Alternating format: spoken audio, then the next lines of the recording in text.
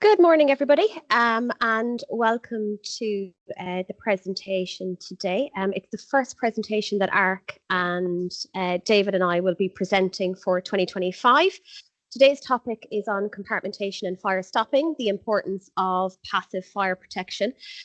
You will see from probably the number of attendees, this is the highest registered presentation that Ark has had in the last number of months. So there's huge interest in compartmentation and fire stopping, probably because it applies to mostly all of the buildings within kind of the built environment. So a little bit about Ark for those of you who don't know who we are.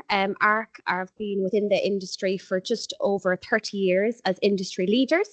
The extension of our team is delivering tailored solutions to protecting people, properties and operations. We offer an end-to-end solution, working through complex, contentious and critical situations.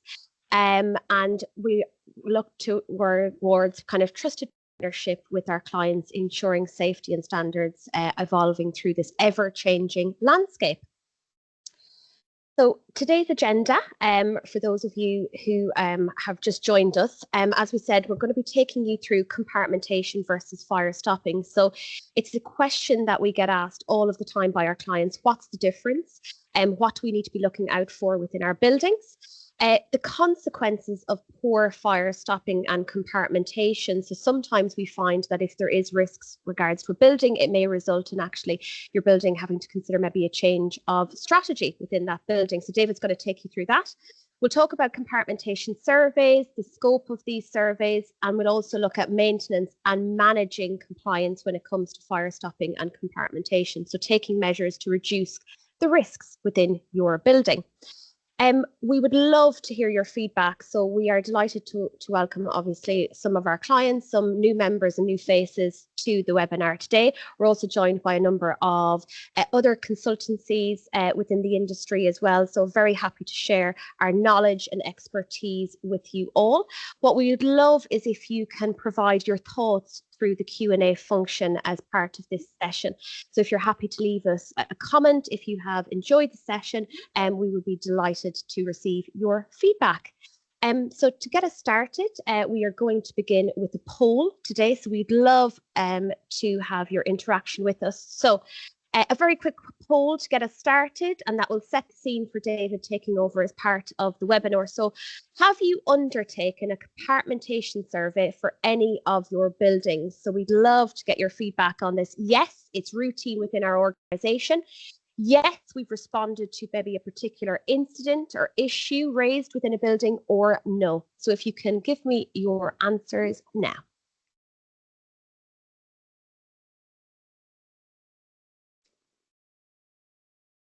Just going to give it a few moments as the responses come in.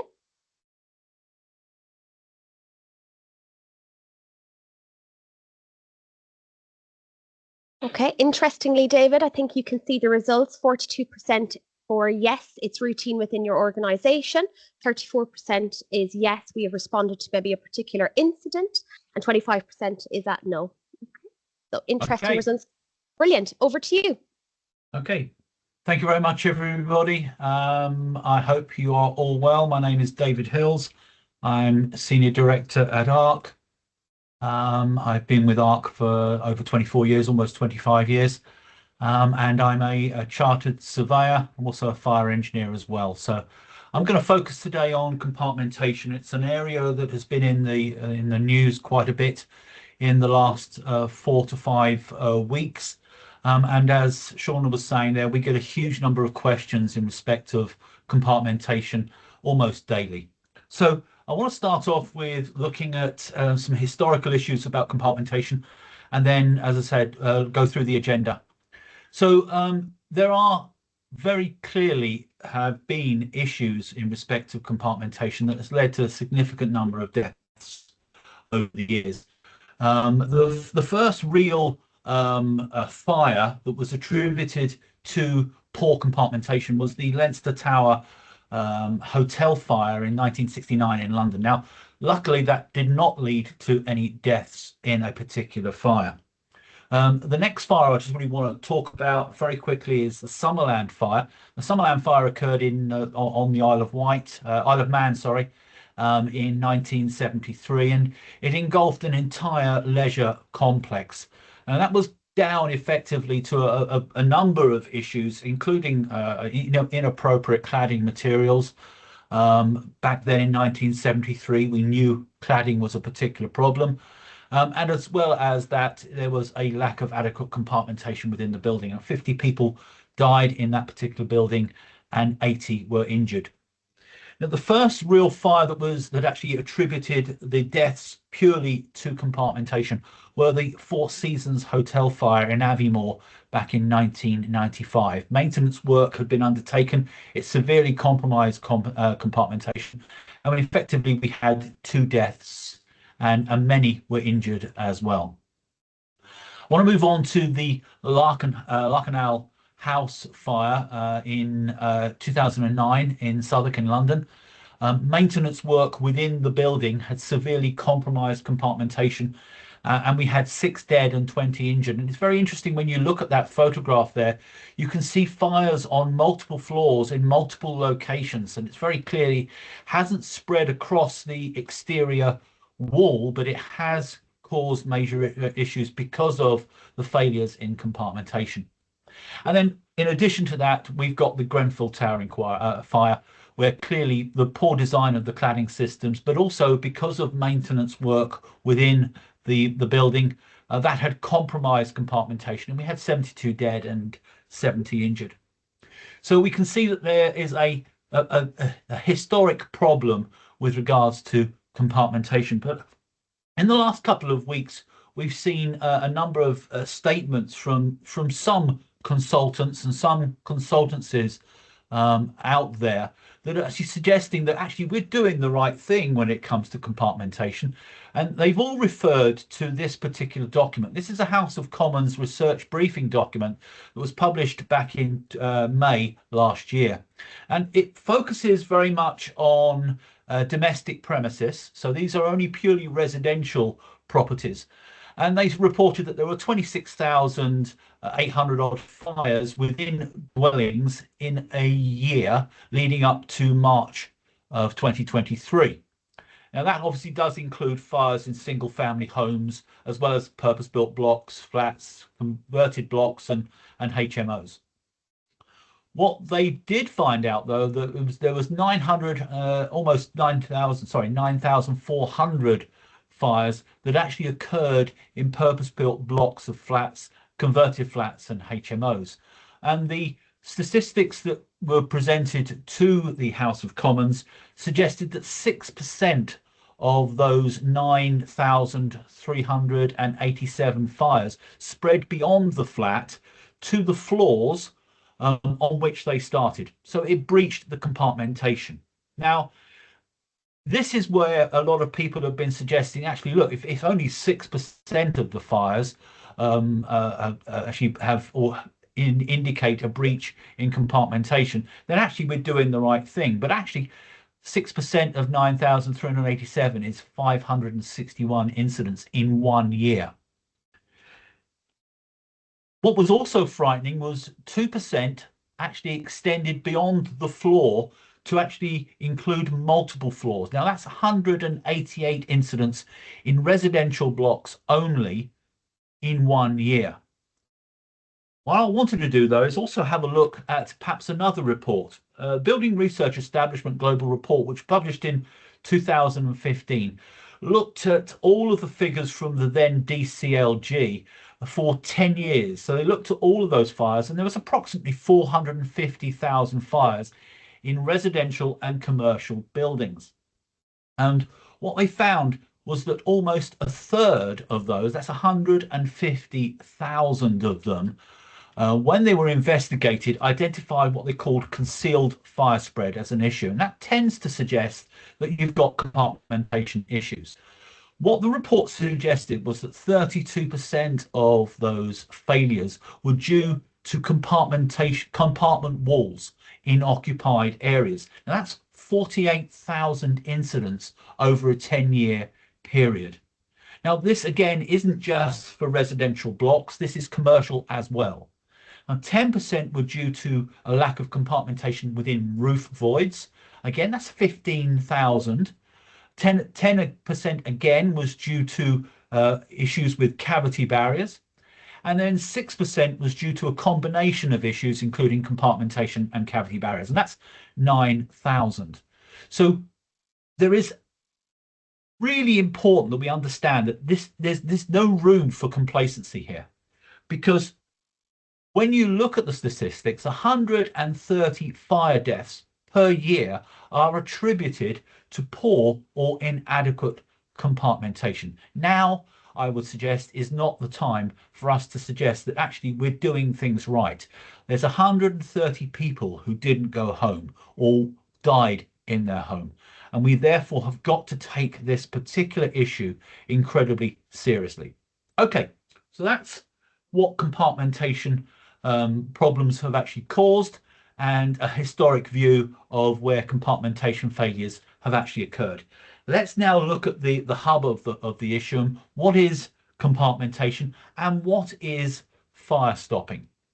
So I want to start off with what actually compartmentation actually is. Compartmentation is the act of dividing a particular building into smaller fire-resistant cells, or as we call them, compartments. And that can be a residential block, as the plan I've got here, or it could in fact be any other type of multi-occupied building or large building, because again, large buildings will tend to be compartmentalized where appropriate. Now, each compartment, such as the individual flats, the corridors, or the areas seen as means of escape, or the protected stairwells and lobbies, are effectively compartmentalized and designed to resist a fire for a specific duration. Now, that duration will tend to rely upon the use of the building, the height and size of the building, and in a way also partially based upon issues such as whether it has suppression systems or the type of fire alarm system. So that's what compartmentation is.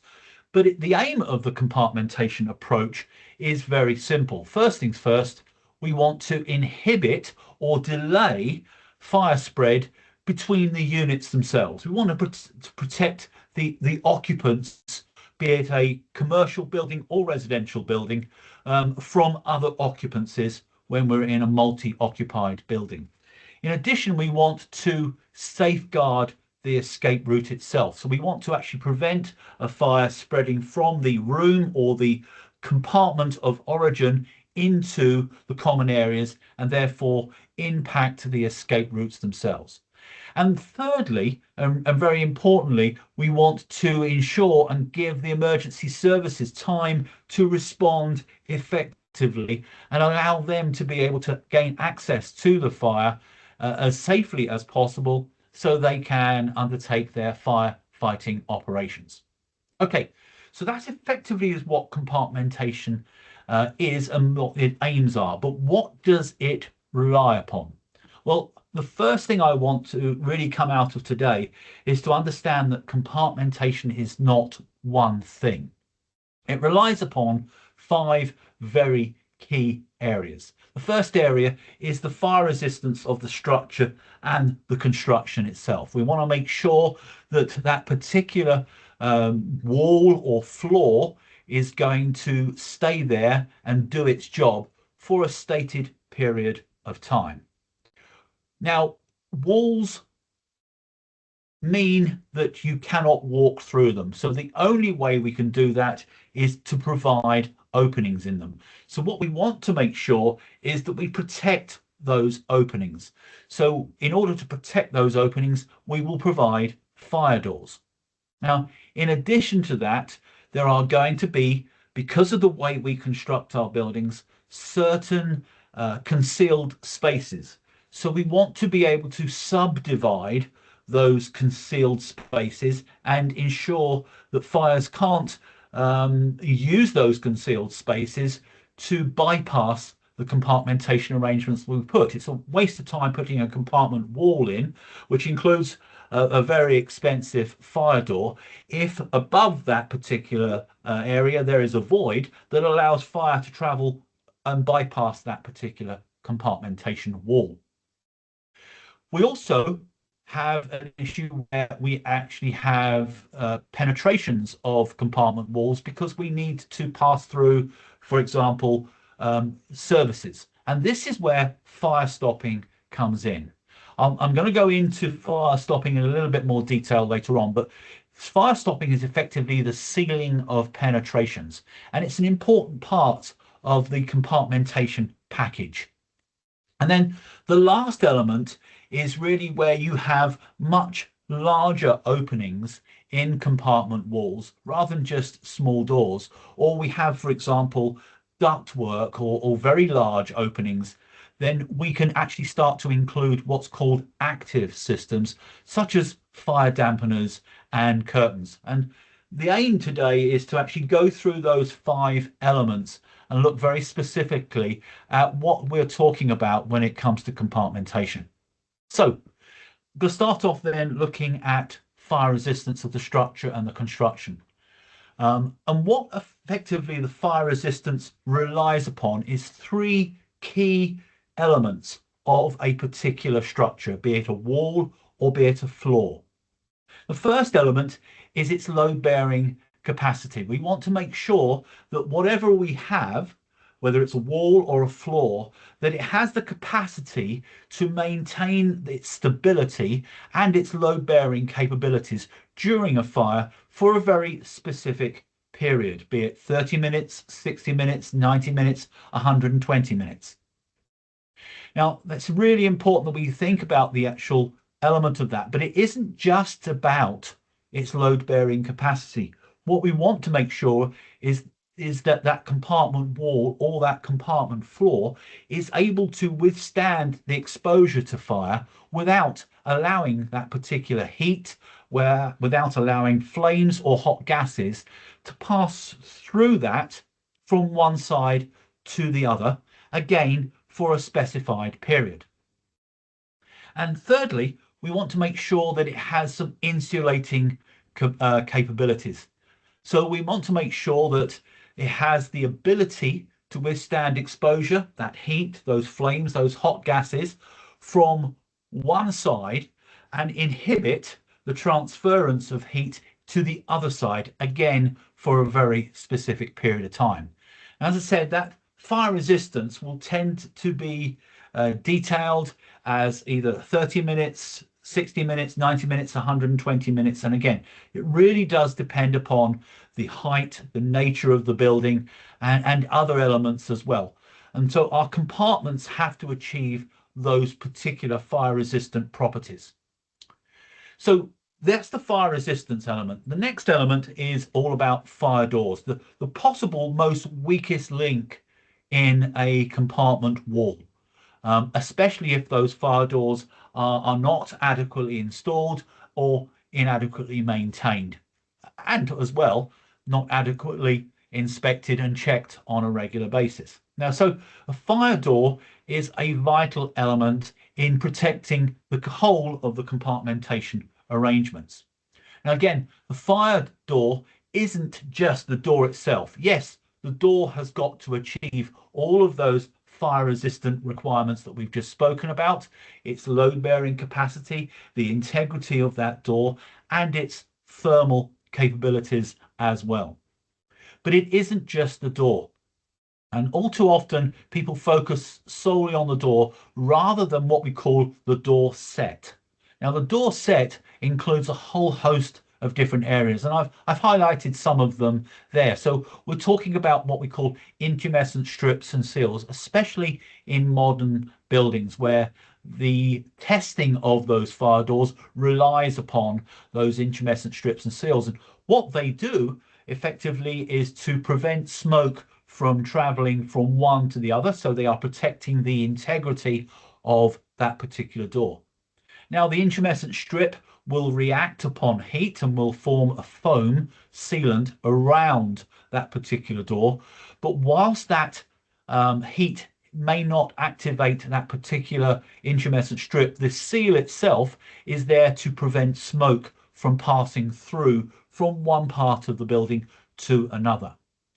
The next element obviously is going to be an automatic closing device if that's appropriate for your door. So if that door is used in pedestrian areas, we will have a closing device of some form, some nature. It's going to be a positive device that brings that door to the actual stops themselves.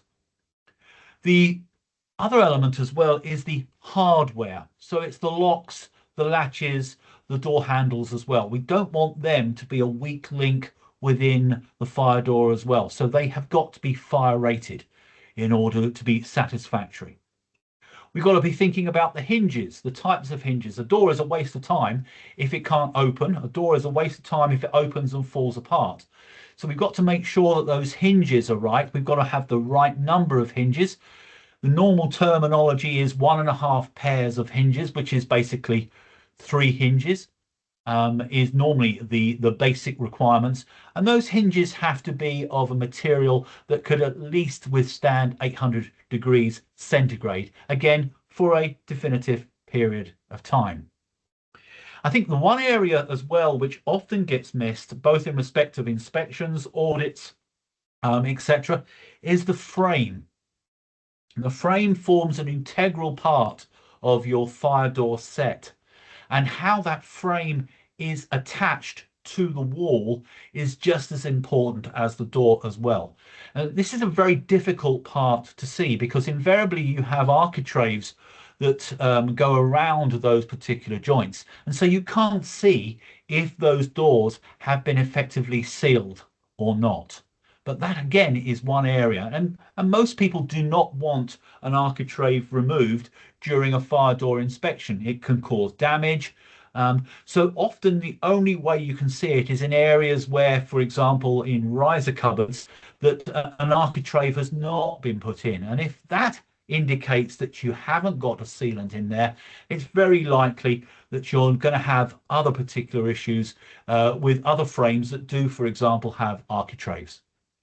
And then finally, I just really want to focus on the glazing element as well, because doors in pedestrianised areas where you do have glazing would be a waste of time if that glass was not of a fire resistant nature and sealed correctly within that particular door. So fire doors aren't, as I say, just the actual door itself. It relies upon a whole host of particular areas, and the inspections that you undertake on those fire doors is a really important part. The next element I wanted to mention was the cavity barriers themselves. Now, a cavity barrier effectively is a piece of passive fire protection. It sits there that prevents the spread of fire and smoke through what we call concealed spaces. And the types of concealed spaces are actually highlighted there. We could be talking, for example, within the cavity walls, or within or behind cladding systems. Now that's the one that's come very, very obvious over the last 7-8 years because of what happened at Grenfell. And it's interestingly that a large number of buildings, when they have been checked, find that their cavity barrier systems have been ineffective or missing. We also, though, need it around windows and around vents. If a vent is passing through a particular wall, and perhaps that vent could be a plastic vent, then we could be allowing fire to spread through that and getting itself into the actual construction within the concealed spaces. So we want to make sure that we've got adequate cavity barriers around the actual windows and vents as well.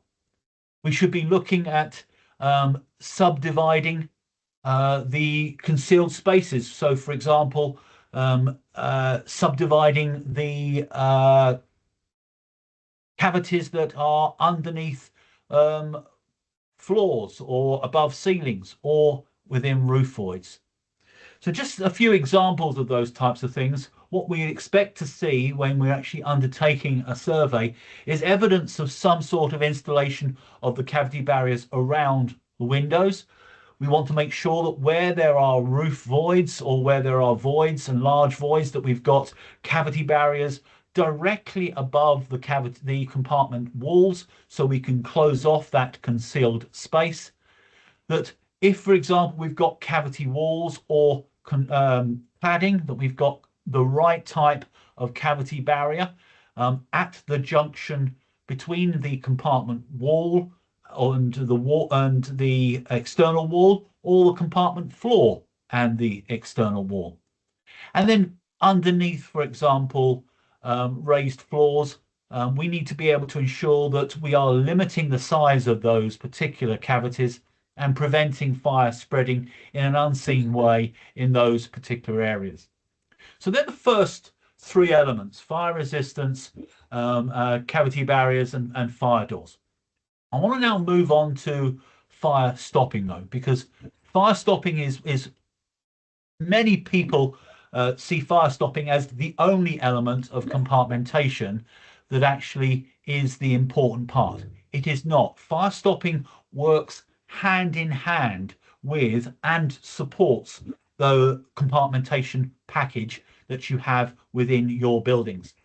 And it involves sealing the openings that are formed by surface penetrations, such as pipes, such as cables, such as ductwork, etc., that actually go through the compartment wall or the compartment floor.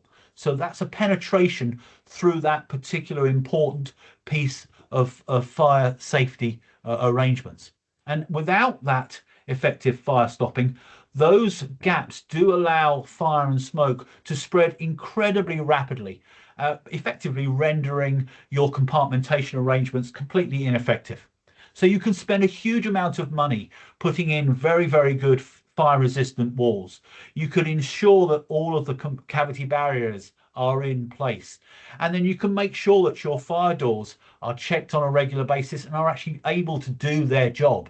But the moment you penetrate a compartment wall, if you haven't adequately fire stopped your particular floor or wall, then you've wasted a huge amount of money. Now, there are effectively three types of fire stopping that you can have. The first thing is you're going to have some sort of proprietary sealant system. That's a fire resistant putty or mortar or a caulk. And effectively that can be used, installed by competent engineers, and they will therefore be able to ensure that the seals around those particular surfaces are effective, and they would generally, in order to ensure you have adequate documentation, provide you a report outlining exactly what materials have been used and where they have been used. So that's the first type that you tend to see where there are penetrations. The second type, which is not as common as those proprietary systems, is the use of what's called fire bats or pillows. And these are effectively small little pillows of fire resisting material that are wedged into particular holes around the particular surfaces to provide that fire resistance that's actually required. And then the third element is specifically used where larger pipes or plastic pipes, for example, actually pass through a particular wall or floor, and they are known as sleeves or collars. And the aim of those is to effectively crush the pipe and form a seal at the junction of that pipe and the cavity wall, or sorry, the compartment wall or the compartment floor. I think it's really important that we make sure we have the right type of pipe sleeve or collar. This type, which is a chlorinated polyvinyl chloride, has a particular problem, and it's very well known in the industry that you need to make sure you have the right collar and right sleeve for the pipe installed. There's been many instances where an incorrect collar has been provided, especially around chlorinated PVC piping, which has caused cracking and damage. And in one instance, we are aware, for example, a chlorinated PVC pipe used for sprinklers within one particular building had an incorrect pipe sleeve put around it, That caused a leak. That leak effectively over a weekend flooded an entire basement and caused significant amounts of damage. Okay, so they're the four main elements. The fifth element of compartmentation is known as an active system. And effectively, you're going to have two types of active system. You're going to have dampers, fire dampeners, which are used to seal off ductwork that passes through compartmentation walls and floors. And there are basically different types. You're going to have a mechanical version, which is activated and will therefore close, either based on a fusible link. So the heat in a particular ductwork will rise. That link has got a solder in it. That solder will melt at a particular temperature and therefore will activate the damper. Or they could be alarm based, so they could be mechanically activated by a fire alarm. Other types include having an intumescent type, which is a chemical material that reacts to fire and heat by expanding, causing a foam, and therefore closing off, locking off a particular area for a stated period of time. Now, the last type of compartmentation support, an active system, is your fire and smoke curtains. And these are used to prevent the spread of fire over large openings and also protect escape routes as well. I've seen one, for example, which was over 80 meters in length. I've seen another which was over 14 meters in height. So you can use them to actually close off significant sizes of openings that pass through compartment walls. Okay, so that's what compartmentation effectively is. What I want to do now is actually have a look at the consequences of poor compartmentation before moving on to what you can do to protect the compartmentation arrangements and how you go about surveying them. So the consequences of poor compartmentation really are based around the fact that any breach within a compartment wall or a compartment floor will allow fire and smoke to pass through. Now, studies have shown that, for example, a 30mm hole in a compartment wall could allow enough smoke to pass through it to fill a 3 by 3 meter room in around 10 minutes. Now, that's a significant amount of smoke. But how big is a 30mm hole? If you take a look at the normal 50p piece, 50p piece is 29.7 millimeters in size. So a size of a hole around about the size of a 50p coin could allow enough smoke to pass through it to fill a room in around 10 minutes. So we're not talking about large holes. Even small holes could have a significant impact on your compartmentation.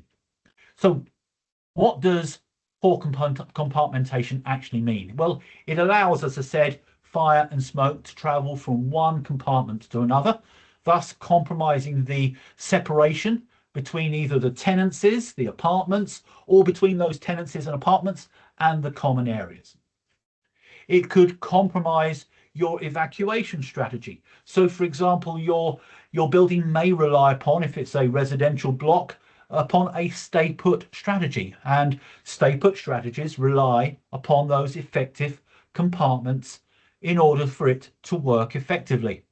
If you remove the compartmentation, you are going to compromise your evacuation strategy, and you will have to look, or may even have to move to a temporary simultaneous evacuation strategy. It will compromise the escape routes themselves, and it could hinder means of escape from people evacuating from the building. And in addition to that, it's going to hamper the intervention from fire and rescue services. So what do we mean by poor compartmentation? I've got some examples of the types of issues that we often find when undertaking either fire risk assessments of a particular type, say a type 3 or a type 4 fire risk assessment, or compartmentation surveys themselves. So we are looking, for example, at the failure of the structure of the compartment wall. So where people have used some substandard or inappropriate building materials, and you can see areas here where Inappropriate actions have been undertaken, DIY renovations or works have been undertaken that have completely negated the actual compartmentation. The picture on the right hand side, for example, 3 large holes drilled into a compartment wall and just having a very small 15mm pipe passing through it without any fire stopping has effectively negated that particular compartment wall. And in addition to that, aging of the building is going to have an impact. Some of the materials that's used for compartmentation may not have been in place or may not have been tested for a significant period of time and may need to be reviewed on a regular basis. We all know when we're looking at properties, be it commercial, retail or residential, that fire doors have particular problems, and a failure of a fire door again is just going to allow fire and smoke to spread from one compartment to another, and that could be because of excessive gaps. We could have holes in doors. We've seen holes, for example, as big as 100mm, where people have removed or installed an overhead door closer, removed it at a later date, but not done anything else with the door. We've seen doors with damaged or missing strips and seals. We've seen damaged or inadequate closers. We've seen, for example, and the picture in the middle there shows a very interesting element where you can see through a compartment where the architrave has been removed. So there's been no attempt to seal the frame to the actual structure itself. And then the final element where we have failures in fire doors is where people retrofit or install grills or even letter slots that are unprotected.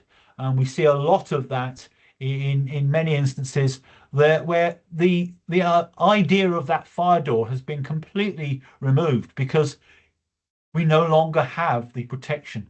We no longer have the integrity of that door in order to retain it there for a particular period of time.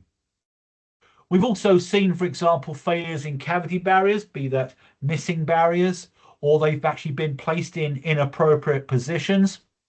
We've also seen, for example, incorrect design and system deployment. We've seen external wall type cavity barriers that are designed for open state cavities to be actually used in other areas internally. We've seen non-fire rated materials used. We've seen, for example, in the picture on the right hand side, we've seen, for example, holes punched through cavity barriers to allow, in this instance, it was a single electrical cable that was installed in that particular one, and in order to do it, the electrical engineer effectively has completely negated that cavity barrier. And then, of course, we've got failure in fire stopping, and we're talking here about things such as missing fire stopping, gaps in the installation. As you can see, the middle photograph there, someone's at least attempted, they've used filler foam, and an inappropriate filler foam, but they've at least attempted to close off the gap, but have failed to undertake that inappropriate use of filler foam. We see lots of people try to fill very large gaps with filler foam. If you read the manufacturer's instructions and their guidance, those filler foams, even the fire resistant filler foams, are only designed to fill what we call linear gaps. So very small 10mm gaps are designed for those particular areas. And finally, what we've seen as well is inappropriate system deployment. So the picture on the right hand side there shows a fire collar, a collar put around a particular plastic pipe well below the cavity wall. So in the event that that operates, that could in fact now allow smoke to get above or past that particular collar, to allow smoke and fire to spread from one compartment to the other. So we now know what compartmentation is, we now know what the consequences of poor compartmentation, and we know what poor compartmentation actually looks like. And it isn't just one element, and it's not just fire stopping. Fire stopping forms an integral part of the compartmentation package. So I want now to focus on the law and what actually constitutes a compartmentation survey. So I'm going to go through very quickly the legal side and where it is that compartmentation surveys fit. So the first piece of legislation I want to talk about is the Regulatory Reform Fire Safety Order. In Scotland, we have the Fire Safety Scotland regs, and obviously in Northern Ireland, we have the Fire Safety regulations as well. Now, all three of these effectively say the same thing. They all apply to all types of building. And basically, they require that those who are responsible for a particular building take such fire precautions and maintain those precautions as is required. And they then outline the type of precautions that we should be including in that. And it includes, for example, measures to reduce the risk of fire spread within the premises. And those measures could include, for example, compartmentation and measures to maintain and secure the means of escape routes at all material times in an effective state and in good repair. So in order to understand those fire precautions, you need to understand where your compartments actually are and in what condition they actually are as well. So in order to meet that, we would recommend that you certainly consider the use of a compartmentation survey. That compartmentation survey should be able to tell you exactly what the current status is and exactly where the compartments are. A lot of people don't understand how compartment strategies are developed, and sometimes many people suggest that a wall is a compartment wall when in fact it's not. So we need to make sure that we actually understand that, and the best way to look at that is by undertaking a compartmentation survey. Now I want to move on to the residential side, because the Building Safety Act again only applies to residential blocks and flats as known as higher risk buildings, and it only applies in England. So what I'm about to say here only applies to English properties, and it basically requires that the accountable person for that particular building takes all reasonable steps to do two things. Firstly, assess the building safety risks, including the risk of fire spread, such as compartmentation, at regular intervals, and then prevent a building safety risk materializing. But it also recognizes that if, for example, you do have a risk that materializes, you need to be able to reduce the severity of any incident resulting from a risk. So we look into reduce the risk of fire spread by having effective compartmentation in place. Again, same question. You need to know what walls are compartment walls, what floors are compartment floors, and in what condition are they. So we would strongly recommend that you consider a compartmentation survey. What I would say as well is that compartmentation survey will support your safety case report, especially if your building is a higher risk building, and that report would be going off to the building safety regulator. The last part of the law that affects compartmentation really only focuses on fire doors. And again, in England only, we have the Fire Safety England regulations. And again, this applies to residential blocks, flats and apartments, including higher risk buildings, but also those in excess of 11 meters in height. And it requires, excuse me, responsible persons to undertake checks and inspections of those fire doors at regular intervals, either on a quarterly basis or a 12-month basis, depending upon where that particular door is and who it and what it is protecting. So again, you need to understand that. So you need to undertake those checks and inspect and audit your fire doors on those regular basis. So what is a compartmentation survey? Compartmentation survey is generally just a non-destructive, or it could be a destructive assessment of a building's fire compartmentation. It's used to evaluate how well and how good is your compartmentation strategy It looks to see how well that particular wall or floor could contain smoke and protect the escape routes. And the level of destructive assessment will depend upon why that survey is undertaken. It's used, though, to identify defects in the building structure. It's used to identify and ensure that the existing measures meet current guidance.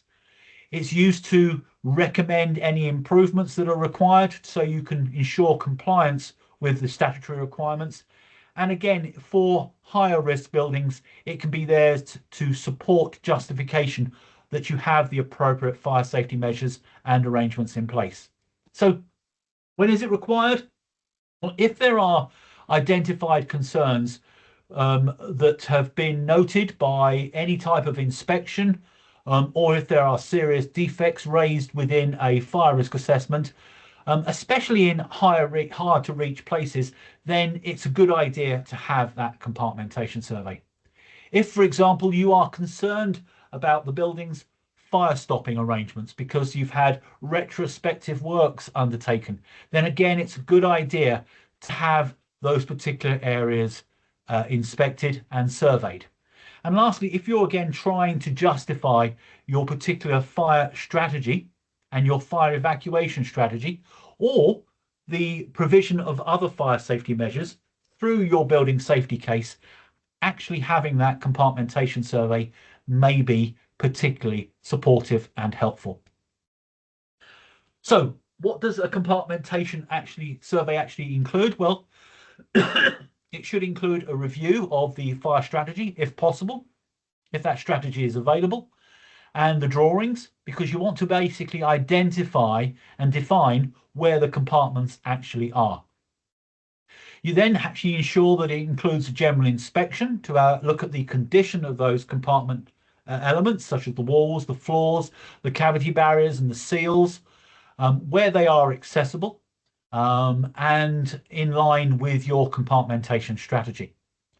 It should include an inspection of the accessible concealed spaces, such as riser cupboards, ceiling voids, if you're able to do so, accessible ducting, and even lift shafts. We've had consultants, for example, who have made arrangements to be able to ride the lift and note the condition of lift shaft compartmentation arrangements.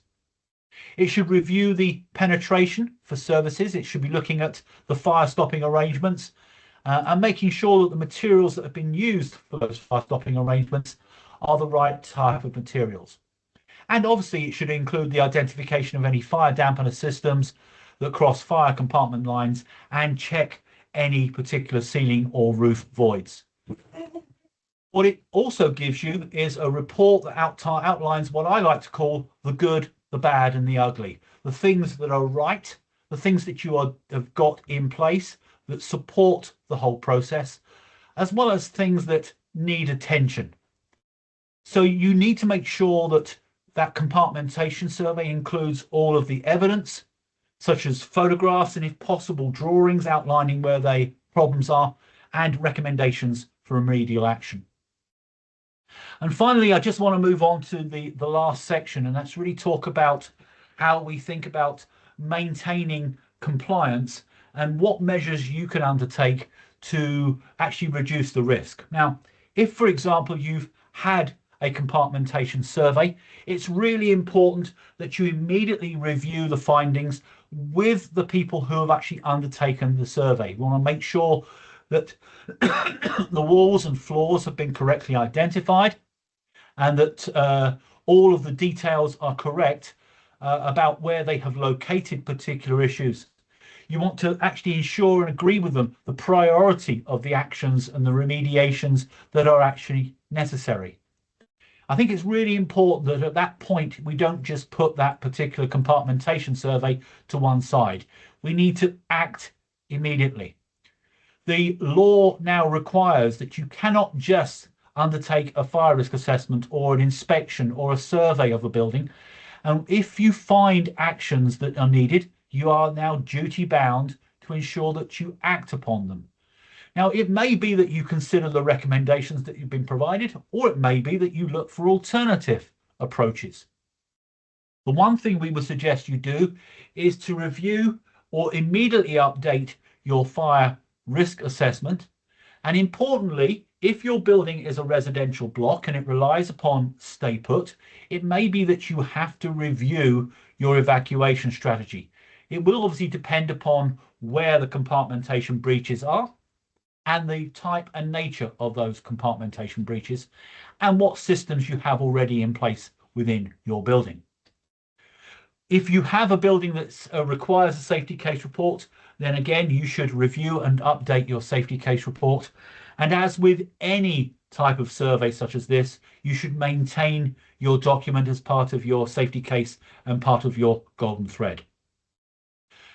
Going forward from that, you should be undertaking regular inspections. You should have and make sure that you have the right type of fire risk assessment, that it meets the requirements of Section 156 of the Act to ensure that it covers all areas. It's not just a tick box.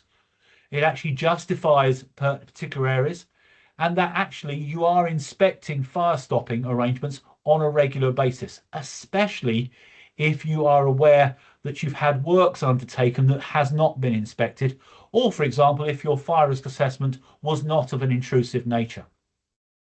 You should certainly regularly review your compartmentation. That may mean having regular surveys. I would suggest the first thing you need to do is to actually have the first survey to determine exactly what problems you've got. It may be that you require further ones down the line. And obviously, under the law, you've got a duty to undertake fire door inspections, checks and audits on a regular basis. And again, they need to be undertaken and records kept to ensure that you've got all of those inspections, all of those details, all of those surveys as part of your safety case, your golden thread. And lastly, it's all about making sure that we try and prevent these from actually happening in the first place. We strongly recommend that you prohibit unauthorized changes to walls, floors, ceilings and doors, especially in common areas and especially between tenants demised areas and common areas, but also within those tenants demised areas as well. We would strongly recommend that you have in place good, effective permit to work schemes that actually includes regular checks and end of works reviews, especially where you have people who are going to be drilling holes or making holes through compartment walls and floors. So retrofitting of pipes, retrofitting of electrical installations, CCTV, BT installations, telecoms, etc. We strongly recommend that you ensure that you have good, effective permit to work schemes based around that. And you want to make sure that where people are actually undertaking those particular works and are penetrating walls and floors, that they have in place the correct specification for the materials that you want to be installed once those works have been in place. So you need to ensure you've got the right procedures and the right specification in place.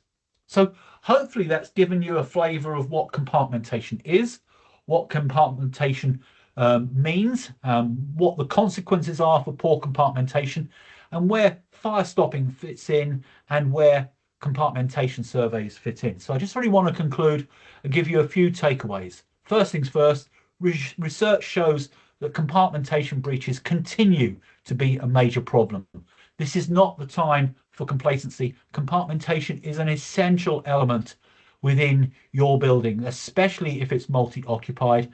And you really do need to ensure that it actually is able to achieve all of its aims of allowing and preventing, fire and smoke from spreading, preventing the compromise of your stay put strategy, preventing the compromise of your escape routes, and preventing the hampering of fire and rescue service intervention. But compartmentation isn't just one thing. It relies upon 5 key elements: fire resistance, fire doors, cavity barriers, fire stopping and other systems. That just a small hole the size of a 50p coin can have significant impacts. That actually it's really important that you assess your compartmentation and fire doors on a regular basis, and it will assist and support other areas such as safety case reports. And we would strongly recommend that you develop really good, effective management systems to manage change and manage works within your building. Permits to works, having good inspection regimes, and having the right fire risk assessment. That's it for me. If you've got any questions, Shaunna will moderate those for us. So over to you, Shaunna. Thank you, David. And for those of you that are maybe confused, that was a photograph of Clint Eastwood, not David in fancy dress, because there's a few of us here in the office that were debating that. But we're right up to the wire, David. So we have 3 questions in the chat. Anything that comes in afterwards, we will issue to delegates. First question that we'd like to ask you is, it is recommended that some architraves are removed during any fire door inspections or only during a compartmentation survey? Right, the inspections that are required under the Fire Safety England regulations do not require the architrave to be removed. It's made very clear in the guidance issued by the government that these are visual inspections only, to ensure that the door closes, that the door hasn't been damaged, that the strips and seals are still there. So you do not need to undertake them on those particular ones. If someone's doing a fire door audit, which is different to an inspection, or if someone is undertaking a full compartmentation survey, including the fire doors, then yes, we would strongly recommend that at least some of the architraves are removed. We would suggest having a specialist there to do it, so they can do it in such a manner that they can refit it and make good before the inspection has been complete. Amazing, thank you. Ian has asked, I thought a type 3 fire risk assessment was non-destructive, so how can one fully evaluate the compartmentation for a building when undertaking this type of fire risk assessment? He's right. I should have said a type 2. My apologies. That was a Freudian slip there. Type 2 should undertake the destructive nature, and would be included, and would look at compartmentation as well. Okay, and last question, which is a topical question that we get from our clients. Do fire doors need to be certified? No, is the simple question. They don't need to be certified. It's good if they are, especially in brand new buildings. They should be certified, and the building safety regulator, if your building is a higher risk building, will be looking for that as part of the gateway scheme as they go through construction.